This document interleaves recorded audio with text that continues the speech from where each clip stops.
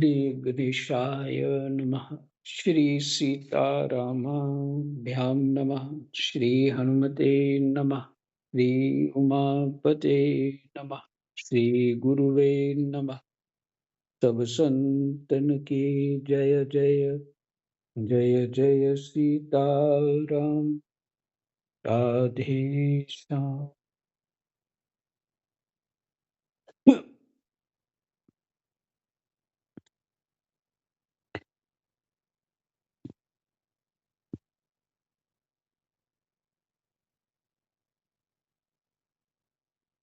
और दशम स्कंद के 33वें अध्याय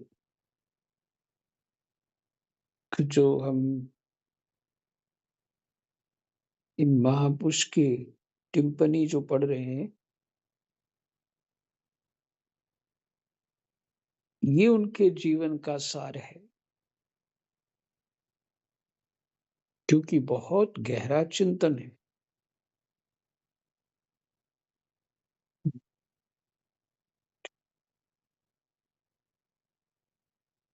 और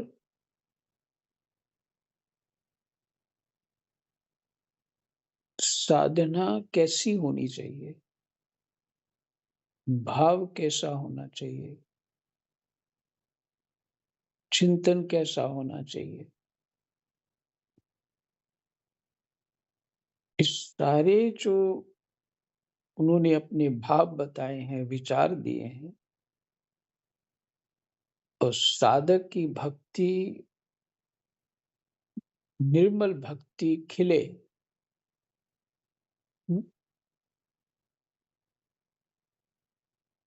और दूसरों सभी को लाभ हो और अपना चिंतन ठीक कर पाए।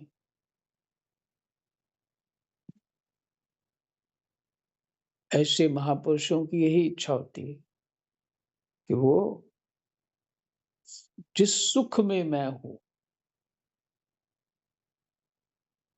वही सुख दूसरों को भी प्राप्त हो। ये सत्व गुण विशेष विचार वाले होते हैं, ऐसे यही करते हैं।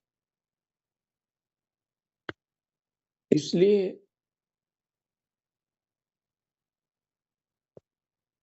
कहे बिनु रहा न कोई, गोस्वामी जी इसी चौपाई में लिखते, कहे बिनु रहा। कहता क्यों है कि जिस वो सात्विक सुख में है अथवा भजन में है, उसको जो आनंद हो रहा है वो सबको प्राप्त हो, सुखी हो जाए।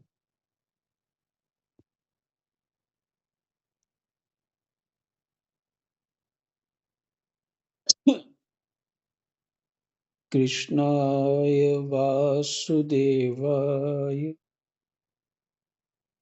हरे परमात्मने प्रणतः क्लेशनाशाय गोविन्दाय नमो नमः।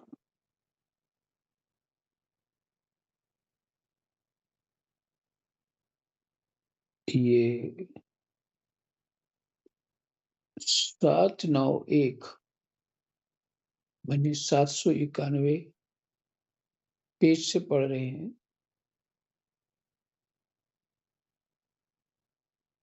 जो लोग भगवान श्री कृष्ण को केवल मनुष्य मानते हैं और केवल मानवीय भाव एवं आदर्श की कसौटी पर उनके चरित्र को कसना चाहते हैं,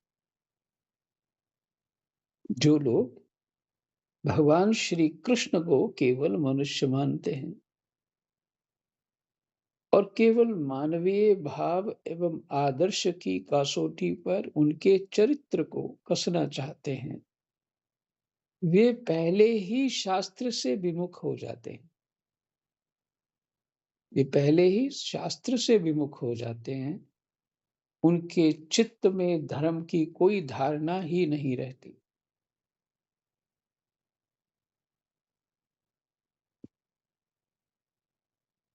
और वे भगवान को भी अपनी बुद्धि के पीछे चलाना चाहते हैं।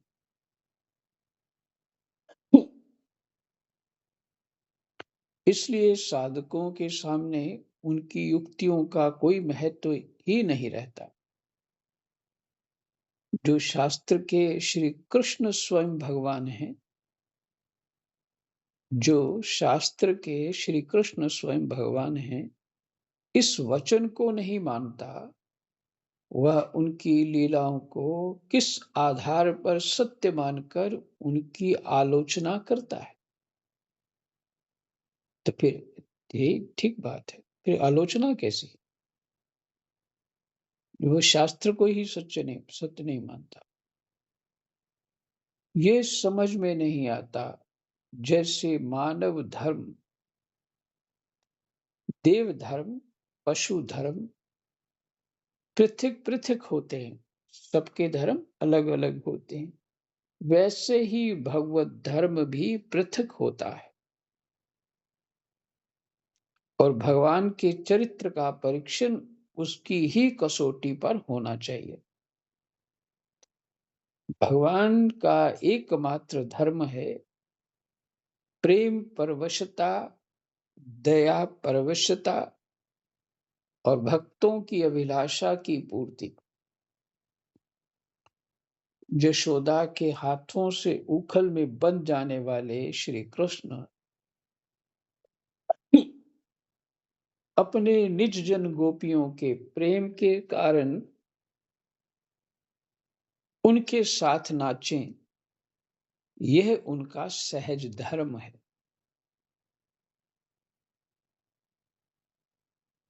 यदि ये हठ ही हो कि श्री कृष्ण चरित्र मानवीय धारणाओं और आदर्शों के अनुकूल ही होना चाहिए, तो इसमें भी कोई आपत्ति की बात नहीं है। श्री कृष्ण की अवस्था उस समय 10 वर्ष के लगभग थी, जैसा कि भागवत में स्पष्ट वर्णन मिलता है।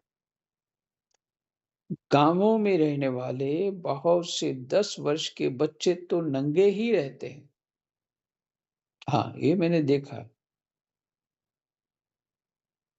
उन्हें काम वृत्ति और स्त्री पुरुष संबंध का कुछ ज्ञान ही नहीं रहता। लड़के लड़की एक साथ खेलते हैं, नाचते गाते हैं, त्योहार मनाते हैं, गुड्डे गुड्डे की शादी करते हैं, बारात ले जाते हैं और आपस में भोज भात भी खाते हैं। गांव के बड़े बूढ़े लोग बच्चों का ये मनोरंजन देखकर प्रसन्न ही होते हैं। उनके मन में किसी प्रकार का दुर्भाव नहीं होता। ऐसे बच्चों को युवती स्त्रियां भी बड़े प्रेम से देखती हैं, आदर करती हैं, नहलाती हैं, खिलाती हैं। यह तो साधारण बच्चों की बात है। श्री कृष्ण जैसे असाधारण, धीश शक्ति संपन्न बालक, जिनके अनेक सद्गुण बाल्यकाल में ही प्रकट हो चुके थे, जिनकी सम्मति जिनकी सम्मति, चातुर्य और शक्ति से बड़ी बड़ी विपत्तियों से ब्रजवासियों ने त्राण पाया था, उनके प्रति वहां की स्त्रियों, बालिकाओं और बालकों का कितना आदर रहा होगा।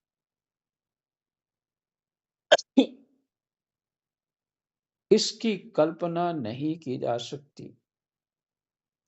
उनके सौंदर्य, माधुर्य और ऐश्वर्य से आकृष्ट होकर गांव की बालक बालिकाएं उनके साथ ही रहती थीं और श्री कृष्ण भी अपनी मौलिक प्रतिभा से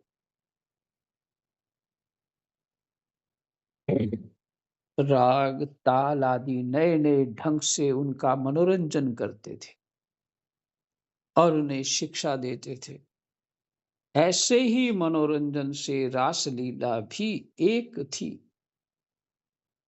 ऐसे ही मनोरंजन मनोरंजनों में से रासलीला भी एक थी, ऐसा समझना चाहिए। जो श्री कृष्ण को केवल मनुष्य समझते हैं, उनकी दृष्टि में भी यह दोष की यह दोष की बात नहीं होनी चाहिए। उन्हें दोष दृष्टि से नहीं देखना चाहिए। वे उदारता और बुद्धिमानी के साथ भागवत में आए हुए कामरति आदि शब्दों का ठीक वैसा ही अर्थ समझें, जैसा कि उपनिषद और गीता में इन शब्दों का अर्थ होता है।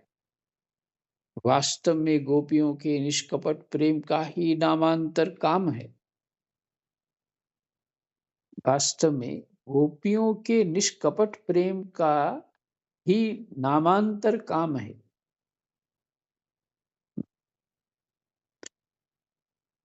और भगवान श्री कृष्ण का आत्म रमन अथवा उनकी दिव्य क्रीड़ा ही रति है।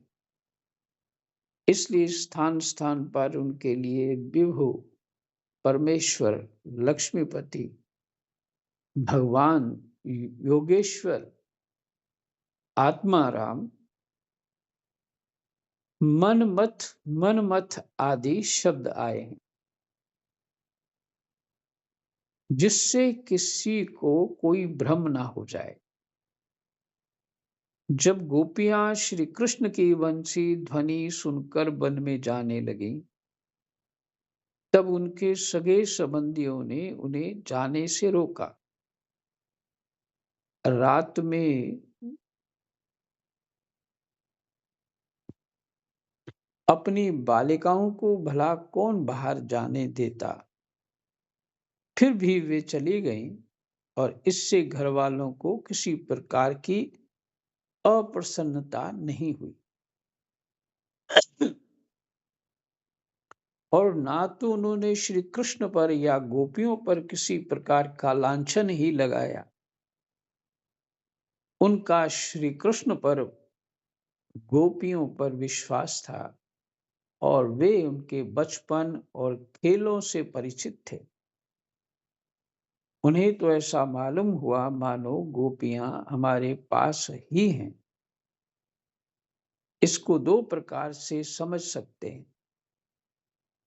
एक तो यह कि श्री कृष्ण के प्रति अपना राम राम श्री कृष्ण के प्रति उनका इतना विश्वास था कि श्री कृष्ण के पास गोपियों का रहना भी अपने ही पास रहना है। यह तो मानवीय दृष्टि है। दूसरी दृष्टि यह है कि श्री कृष्ण की योग माया ने ऐसी व्यवस्था कर रखी थी, गोपों को वे घर में ही दिखती थी। किसी भी दृष्टि से रासलीला दूषित प्रसंग नहीं है, बल्कि अधिकारी पुरुष के लिए तो यह संपूर्ण मनोमल को नष्ट करने वाला है। रासलीला के अंत में कहा गया है कि जो पुरुष श्रद्धा भक्ति भाव रासलीला का श्रवण और वर्णन करता है, उसके हृदय का रोग काम बहुत ही शीघ्र नष्ट हो जाता है और उसे भगवान का प्रेम प्राप्त होता है। भागवत में अनेक स्थान पर ऐसा वर्णन आता है कि जो भगवान की माया का वर्णन करता है, वह माया से पार हो जाता है। जो भगवान के काम जय का वर्णन करता है, वह काम पर विजय प्राप्त करता है। राजा परीक्षित ने अपने प्रश्नों में जो शंकाएं की हैं, उनका उत्तर प्रश्नों के अनुरूप ही अध्याय 29 के श्लोक 13 से 16 तक और अध्याय 33 के श्लोक 30 से 37 तक श्री सुखदेव जी ने दिया है। उस उत्तर से वे शंकाएं तो हट गई, परंतु भगवान की दिव्य लीला का रहस्य नहीं खुलने पाया। संभवतः उस रहस्य को गुप्त रखने के लिए ही 33वें अध्याय में रासलीला प्रसंग समाप्त कर दिया गया।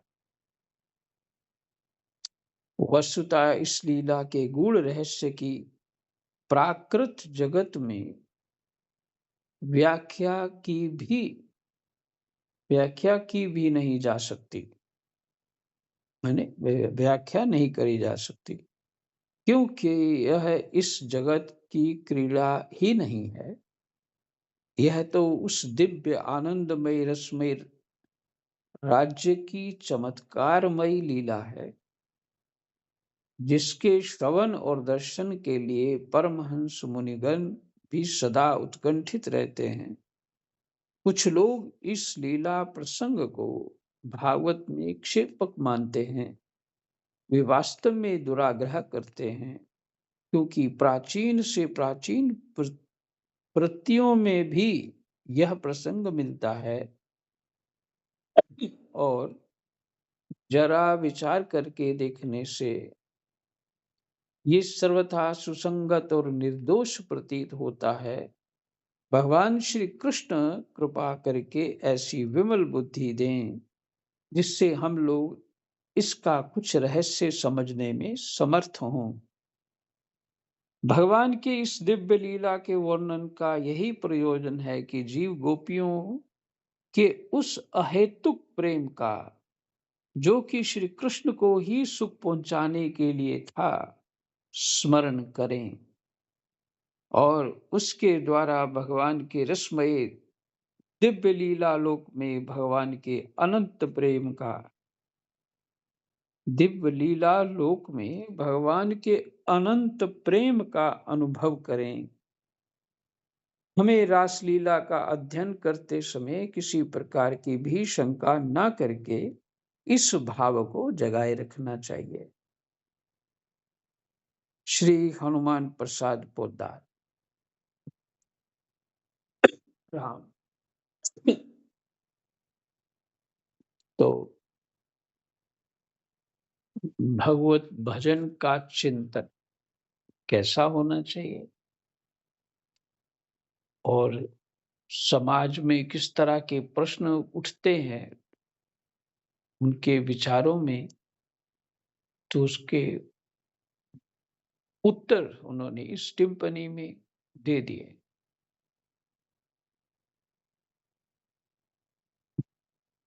तो ये 33वां अध्याय का विश्राम हो गया, और अब पढ़ते हैं 34वां अध्याय।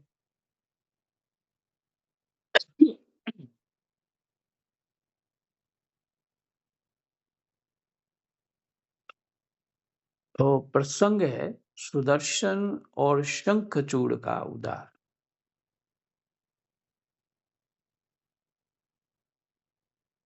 श्री सुखदेव जी कहते हैं, परीक्षित, एक बार नंद बाबा आदि गोपों ने शिवरात्रि के अवसर पर बड़ी उत्सुकता, कौतूहल और आनंद से भरकर बैलों से जुती हुई गाड़ियों पर सवार होकर अंबिका वन की यात्रा की। राजन, वहां उन लोगों ने सरस्वती नदी में स्नान किया और सर्वांतर्यामी पशुपति भगवान शंकर जी का तथा भगवती अंबिका जी का बड़ी भक्ति से अनेक प्रकार की सामग्रियों के द्वारा पूजन किया। वहां उन्होंने आदर पूर्वक गौएं, सोना, वस्त्र, मधु और मधुर अन्न ब्राह्मणों को दिए तथा उनको खिलाया पिलाया। वे केवल यही चाहते थे कि इनसे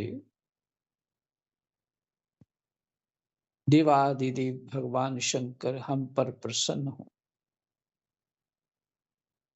इनसे देवादिदेव भगवान शंकर हम पर प्रसन्न हो।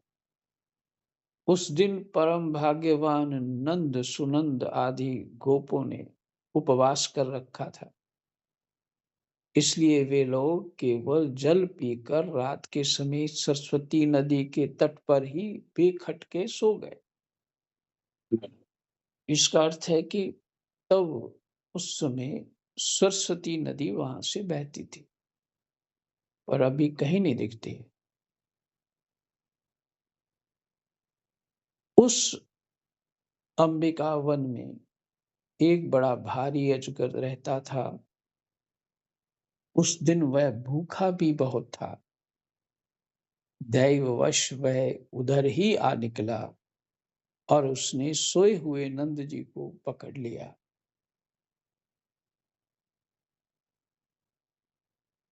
अजगर के पकड़ लेने पर नंदराय जी चिल्लाने लगे, बेटा कृष्ण कृष्ण दौड़ो दौड़ो, देखो बेटा यह अजगर मुझे निगल रहा है, मैं तुम्हारी शरण में हूं, जल्दी मुझे इस संकट से बचाओ।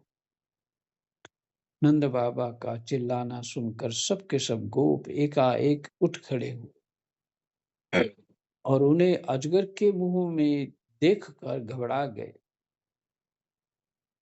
अब वे लुकाठियों जली लकड़ियों से उस अजगर को मारने लगे, किंतु लुकाठियों से मारे जाने और जलने पर भी अजगर ने नंद बाबा को नहीं छोड़ा। इतने में ही भक्त वत्सल भगवान श्री कृष्ण ने वहां पहुंचकर अपने चरणों से उस अजगर को छू दिया।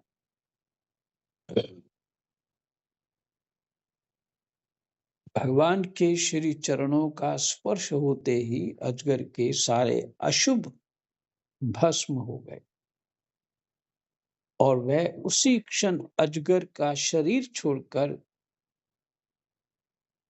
विद्याधरार्चित सर्वांग सुंदर रूपवान बन गया। उस पुरुष के शरीर से दिव्य ज्योति निकल रही थी। वह सोने के हार पहने हुए था।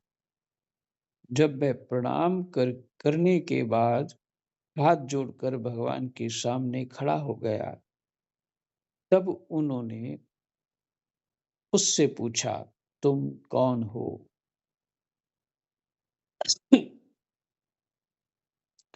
तुम्हारे अंग अंग तुम्हारे अंग अंग से सुंदरता फूटी पड़ती है। तुम देखने में बड़े अद्भुत जान पड़ते हो। तुम्हें यह अत्यंत निंदनीय अजगर योनि क्यों प्राप्त हुई?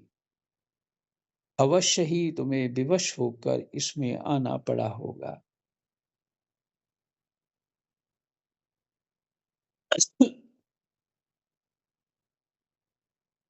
पीछे जो आपने सुना इस टिप्पणी में, जितना भी 4-5 दिन पाठ हुआ, वो आप सबके लिए तो नहीं, बहुतों के लिए काफी एक अ, भारी विषय कह लीजिए, थोड़ा बुद्धि को थकाने वाला था। इसलिए भगवान जी अभी तो सुंदर मन को प्रसन्न करने वाले पाठ तो वो भी बहुत बढ़िया है, जो पीछे सुना है बहुत मार्मिक पाठ है। और हाँ, बुद्धि भी उसमें जब लगती है तो थक जाती है। पर बुद्धि थकती उनकी है जिनको वहां से रस नहीं आ रहा है। और जिनको रस आ रहा होता है, उनकी बुद्धि अगर थकी हुई भी हो तो अ, स्वस्थ हो जाती है।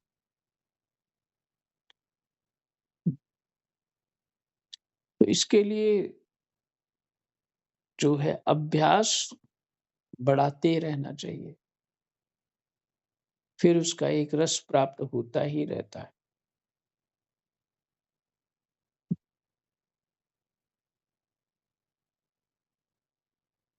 तो अजगर के शरीर से निकला हुआ पुरुष बोला, भगवन, मैं पहले एक विद्याधर था।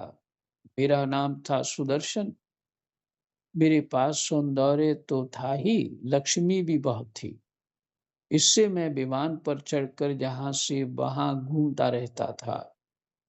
एक दिन मैंने अंगिरा गोत्र के कुरूप ऋषियों को देखा। अपने सौंदर्य के घमंड से मैंने उनकी हंसी उड़ाई। मेरे इस अपराध से कुपित होकर उन लोगों ने मुझे अजगर योनि में जाने का शाप दे दिया। यह मेरे पापों का ही फल था। उन कृपालु ऋषियों ने अनुग्रह के लिए ही मुझे शाप दिया था, क्योंकि यह उसी का प्रभाव है कि आज चराचर के गुरु स्वयं आपने अपने चरण कमलों से मेरा स्पर्श किया है। इससे मेरे सारे अशुभ नष्ट हो गए। समस्त पापों का नाश करने वाले प्रभु, जो लोग जन्म मृत्यु रूप संसार से भयभीत होकर आपके चरणों की शरण ग्रहण करते हैं, उन्हें आप समस्त भयों से मुक्त कर देते हैं। अब मैं आपके श्री चरणों के स्पर्श से शाप से छूट गया हूं और अपने लोक में जाने की अनुमति चाहता हूं।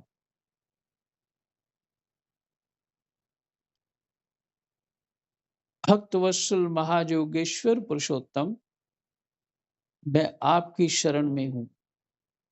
इंद्रादि समस्त लोकेश्वरों के परमेश्वर स्वयं प्रकाश परमात्मन, मुझे आज्ञा दीजिए। अपने स्वरूप में नित्य निरंतर एक रस रहने वाले अच्युत, आपके दर्शन मात्र से मैं ब्राह्मणों के शाप से मुक्त हो गया। यह कोई आश्चर्य की बात नहीं है, क्योंकि जो पुरुष आपके नामों का उच्चारण करता है, वह अपने आप को और समस्त श्रोताओं को भी तुरंत पवित्र कर देता है। फिर मुझे तो आपने स्वयं अपने चरण कमलों से स्पर्श किया है, तब भला मेरी मुक्ति में क्या संदेह हो सकता है। इस प्रकार सुदर्शन ने भगवान श्री कृष्ण से विनती की, परिक्रमा की और प्रणाम किया। फिर उनसे आज्ञा लेकर वह अपने लोक में चला गया।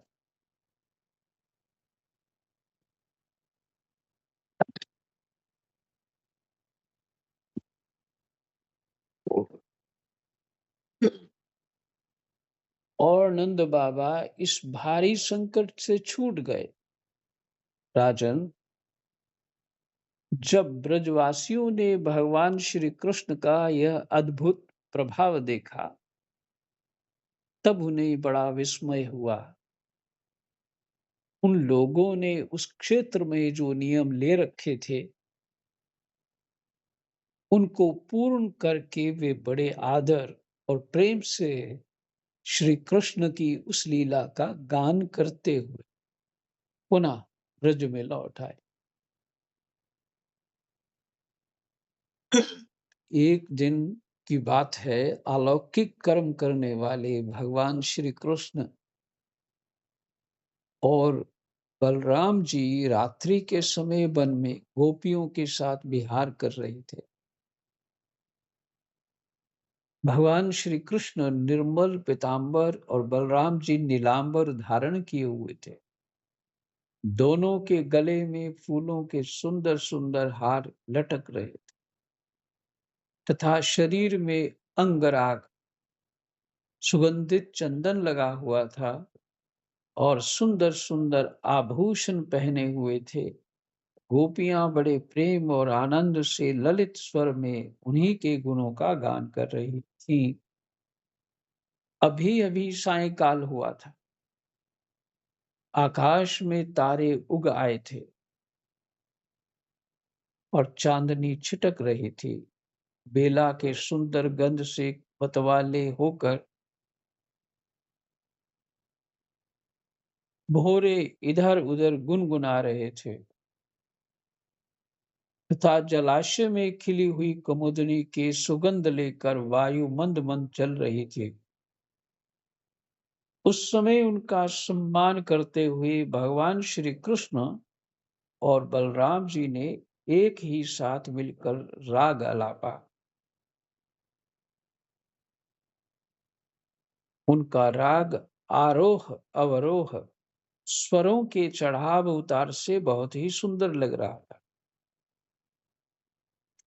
वह जगत के समस्त प्राणियों के मन और कानों को आनंद से भर देने वाला था। उनका वह गान सुनकर गोपियां मोहित हो गईं। परीक्षित, उन्हें अपने शरीर की भी सुधि नहीं रही कि वे उस पर से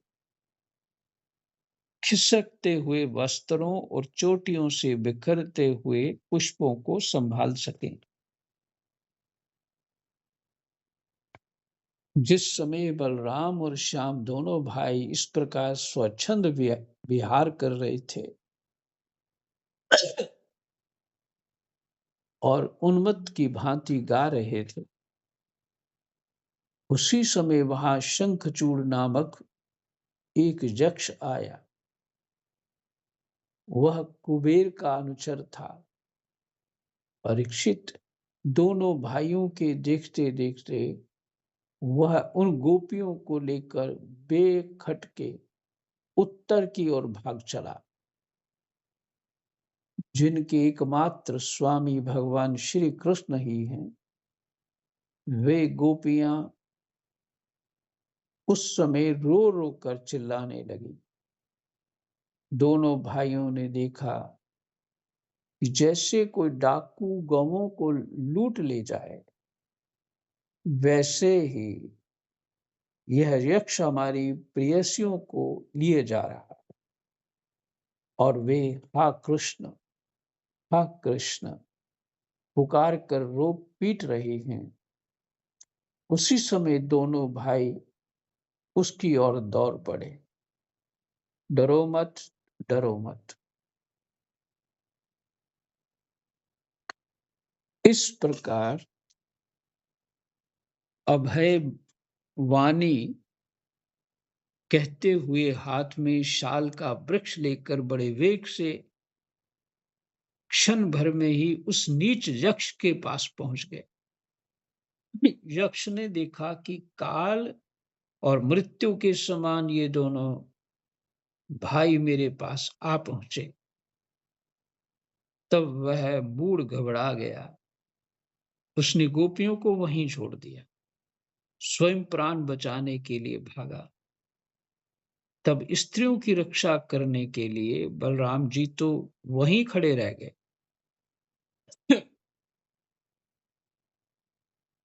परंतु भगवान श्री कृष्ण यहाँ जहां वह भाग कर गया, उसके पीछे पीछे दौड़ते गए। वे चाहते थे कि उसके सिर की चूड़ामणि निकाल लें। कुछ ही दूर जाने पर भगवान ने उसे पकड़ लिया और उस दुष्ट के सिर पर कस कर एक घूंसा जमाया और चूड़ामणि के साथ उसका सिर भी धड़ से अलग कर दिया। इस प्रकार भगवान श्री कृष्ण शंखचूड़ को मारकर और वह चमकीली मणि लेकर लौट आए तथा सब गोपियों के सामने ही उन्होंने बड़े प्रेम से वह मणि बड़े भाई बलराम जी को दे दी। जय जय सीताराम। राधे श्याम। कृष्णाय वासुदेवाय हरये परमात्मने प्रणतक्लेशनाशाय